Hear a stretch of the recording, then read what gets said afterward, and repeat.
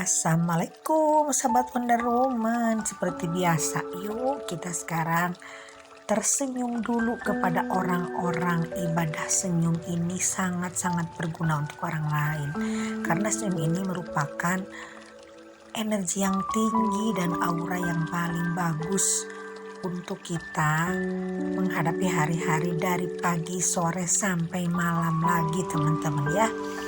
Nah, ini senyum ini akan memberikan dampak yang sangat positif untuk langkah kita sepanjang hari. Nah, ini kan saya tidak bisa menggebu-gebu nih kayak youtuber lain. Ngomong saya biasa aja ya, nggak apa-apa kan? Yuk kita lanjut.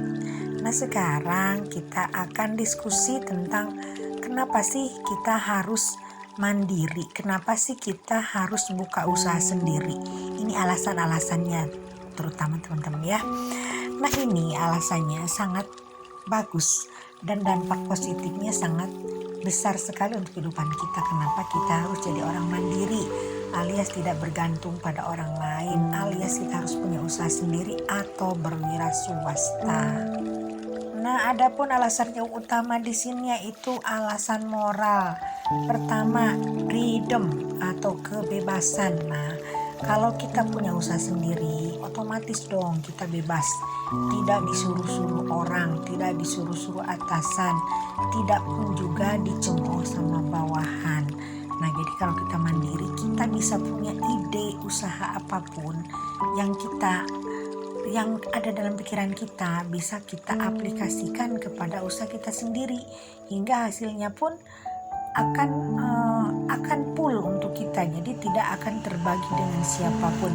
Paling kita terbaginya dengan zakat, dengan karyawan, tapi paling tidak kita secara moral di situ udah menang, kita punya kebebasan. Sedangkan hakikat tertinggi daripada kebahagiaan manusia itu yaitu dari kebebasan. Nah, kebebasan apa? Pertama, kebebasan secara pribadi. Jadi kita bisa menggunakan ruang dan waktu kita kapanpun kita mau. Lalu keduanya juga kebebasan finansial. Jadi keuangannya meskipun kita menghasilkan berapapun, kita akan menikmatinya tanpa bergantung pada siapapun. Tanpa kita harus membagi, wah ini kan punya bos, nah gitu. Jadi ini uangnya tetap ini milik pribadi kita. Paling kita berbagi sama karyawan. Itu tadi dengan kemanusiaan, dengan zakat ya. Jangan lupa kalau zakat mah itu harus, karena itulah kunci hidup sampai kita akan sukses di bidang materi, teman-teman ya. Lalu alasan keduanya, kalau kita soal motor lagi, biarkan dia lewat. Nah, kalau kita punya ide yang cemerlang, kita tentunya ini untuk memajukan perusahaan kita. Tapi kalau ide ini kita salurkan kepada perusahaan lain tempat kita kerja, alias di perusahaan orang, malah nanti kita akan dicurigai akan makar.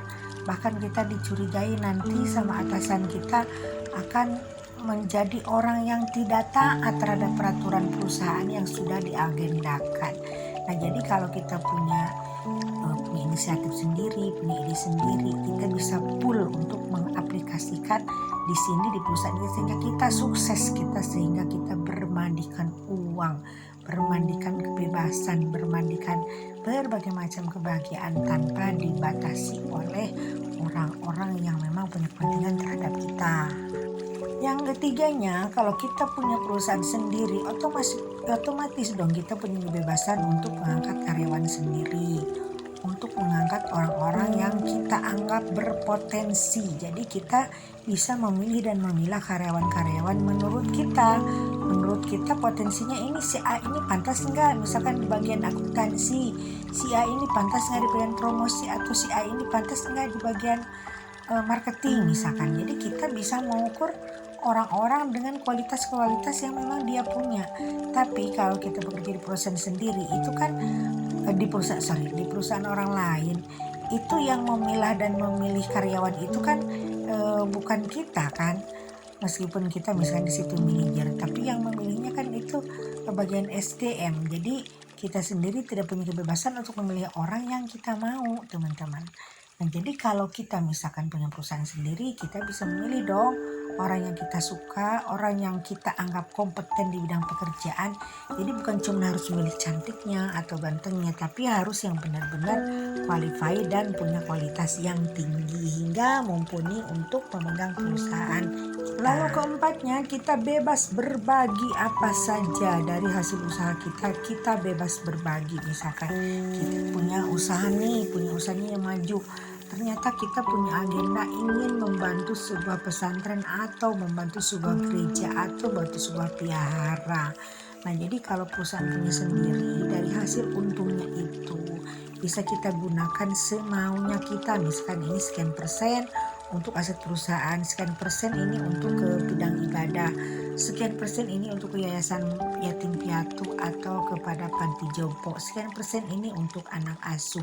Nah, jadi untuk faktor amanah pun di sini kita bisa menentukan sendiri. Jadi kita tidak takut oleh atasan kita, juga tidak takut oleh audit perusahaan dari perusahaan hingga kita nanti dituduh selingkuh, dituduh menggelapkan uang perusahaan, teman-teman. Lalu kelima yang paling penting, ini punya kebebasan waktu, teman-teman ya. Karena kita biasanya kan punya keluarga, jadi kalau kita punya perusahaan sendiri, kita kapanpun bisa mengatur waktu, kapan kita akan libur, kapan kita akan punya kepentingan hingga kita tidak ke perusahaan. Jadi kita bisa mendelegasikan tugas-tugas kita kalau kita memang ada perlu yang mendadak. Nah, ayo kita bandingkan, dibanding kita punya perusahaan sendiri atau kerja di perusahaan lain, enak mana, ayo. Nah, kalau kita jujur pastinya enak dan nyaman di perusahaan sendiri dong. Jadi kita tidak bisa diatur oleh orang lain. Jadi kita punya berbagai macam kebebasan. Kebebasan waktu, kebebasan ruang, kebebasan finansial. Juga kita punya harga diri. Kita punya self esteem yang tinggi. Karena kita punya perusahaan kita sendiri, bukan punya perusahaan orang lain. Yang pasti kita punya freedom, punya kebebasan apapun di sini. Dan jadi yuk kita merintis sekarang punya usaha sendiri, jangan bergantung kepada orang lain. Oke, sekian dulu teman-teman. Assalamualaikum.